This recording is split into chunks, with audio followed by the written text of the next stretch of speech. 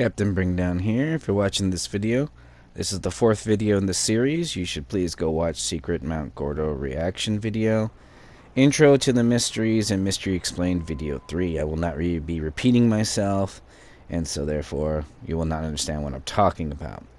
This is introducing anyone who's followed those 3 videos into the initiation into the Ascended Masters. But you need to understand key things in order to join us.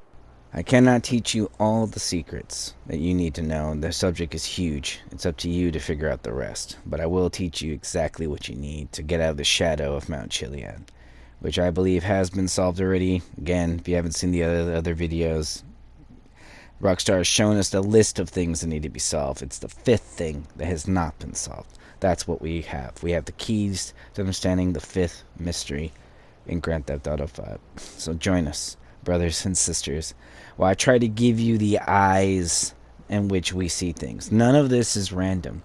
All this is placed here for a reason. You must understand what they're showing you and how to piece it together. Every little piece. Oldest symbol of wisdom is the owl. We see an owl with a rat in its mouth and a long tail.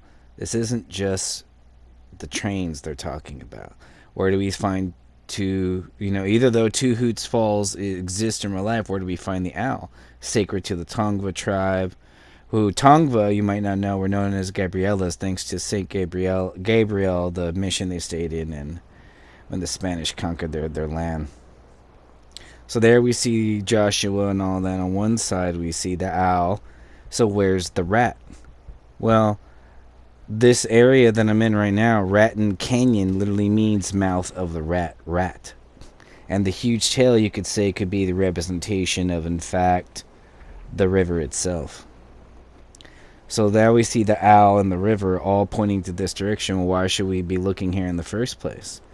Well, every Grand Theft Auto day there at 1900 hours, there is, in fact, a play of what they say is Thelma and Louise suiciding over the side of a cliff because they rather do that than be arrested. But what this is a willing sacrifice every day in Raton Canyon at the same time. Why is this happening here? What rat are we supposed to catch by its tail? What's the significance of this, and why is it significant to the setting of the sun? Well, this goes back to what the ancient symbolism here is being played out, like what you need to know. This isn't just here. It's in Red Dead Redemption 2. It's in all their games. So why is there a willing sacrifice over an uncut stone? And the reason why I say uncut stone will be revealed later. Over a river. What's the significance? Well, sacrifice itself is something that's been played out since the ancient of days. What most people don't realize is that the people who were being sacrificed were willing participants. It's blood that makes the world go round. This is what the ancients believed. So here we see another uncut stone facing a river and a willing sacrifice at the setting of the sun in Red Dead Redemption 2. This isn't coincidence. We see this in Grand Theft Auto 5 and in Red Dead. They're trying to tell you something. This is a message. It's also over the cave that you find the wild man, the wolf man, in Red Dead Redemption 2 as well. That's also kind of significant. What we find cannot be denied. It's obvious. It's in front of us. They're showing us. You must pay attention. The problem is you're ignorant. You don't know. It's not your fault. It's just a subject matter you never thought to learn. So we're here to show you the keys and what you need to know, what you need to learn. What Rockstar's, the light they've been shining, pointing at us all the time. It's in the mountains. Go to the mountains. So everybody got sucked into the Chiliad Cult, not understanding symbolism.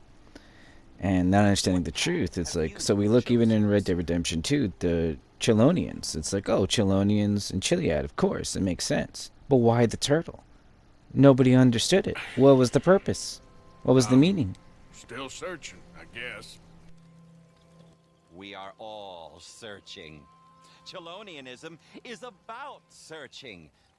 What do we search for, do you think?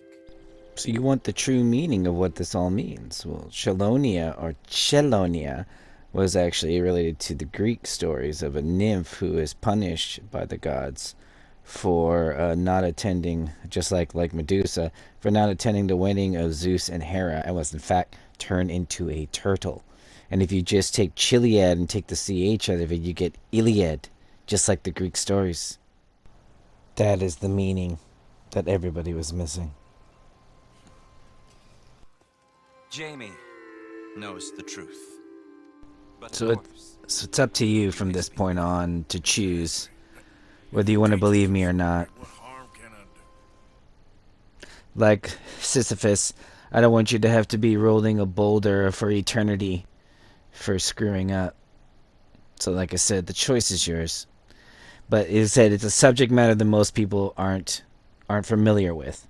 Yes, there's some Egyptian symbolism, but first we need to talk about the Greek symbolism. You need to understand the Olympian gods and the story, the hierarchy. So first there's the sky god, Uranus. When he came down to Earth, he was raping Gaia, the Earth Mother. Therefore, their offspring was created were the Titans.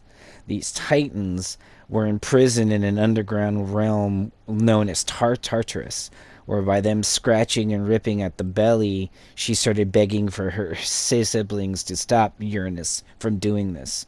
So the mother goddess Rhea then calls upon her siblings, and who answers? Kronos. Kronos then castrates him. By castrating Uranus, he then stopped it, and then therefore this is why Uranus is crying, and why it's called the Tears of Uranus. So, and he was also known as Old Father Time, Kronos. Anything born in time is also consumed by time. Oh yeah, Uranus' testicles also thrown into the water created Aphrodite, as you see doves. Here it is, Kronos, the Time Snatcher. So when we hear silly things like Rockstar, Old Father Time, talking about Kronos, remember, he castrated Uranus's balls. There it is. So Kronos started eating his young. Because prophecy the Rhea said he'd be dethroned by Zeus.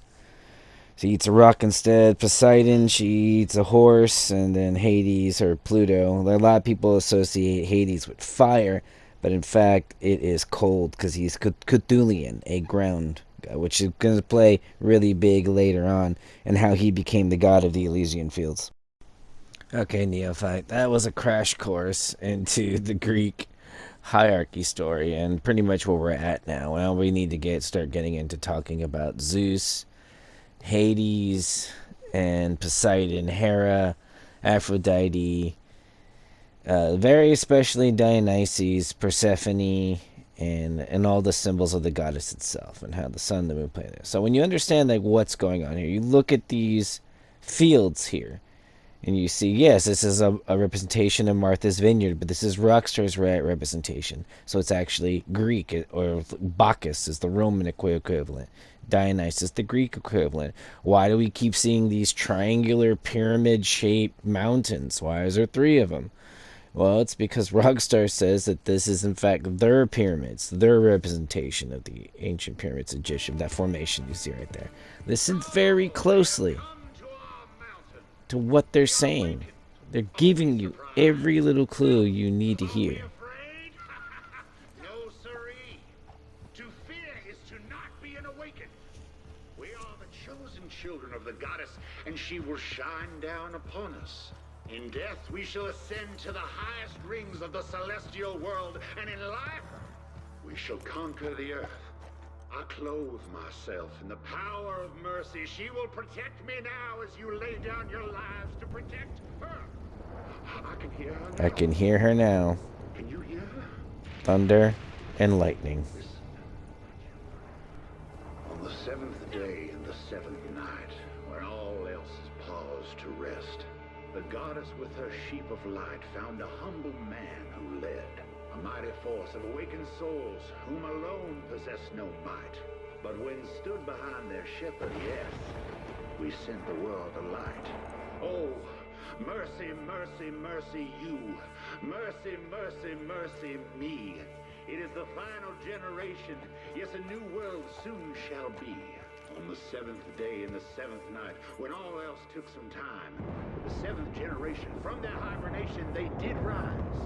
They stood aloft and looked around and said, I do not like what I see. And they took the clay, molded the what they, not me. They said, mercy, mercy, mercy, you. Mercy, mercy, mercy, me. It's the final generation, yes, a new world soon shall be. And though time it passes by us, and many lay down their lives, we still feel a light beside us. That light keeps us alive. That light is what they do not have, and what they cannot see. That light lights up our lives. It's what makes us believe. That mercy, mercy, mercy you. Mercy, mercy, mercy me.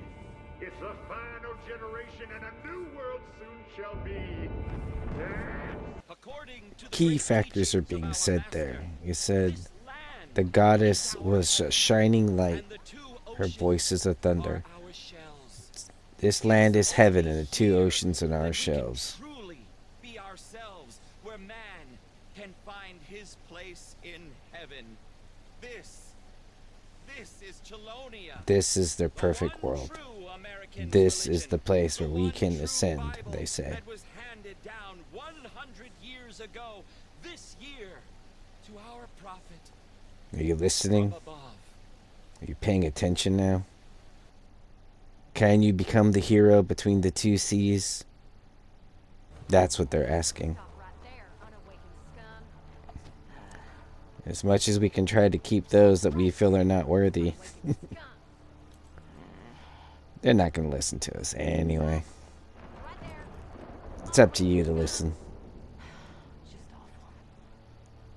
Till next time, Captain Bring Down out. Bye.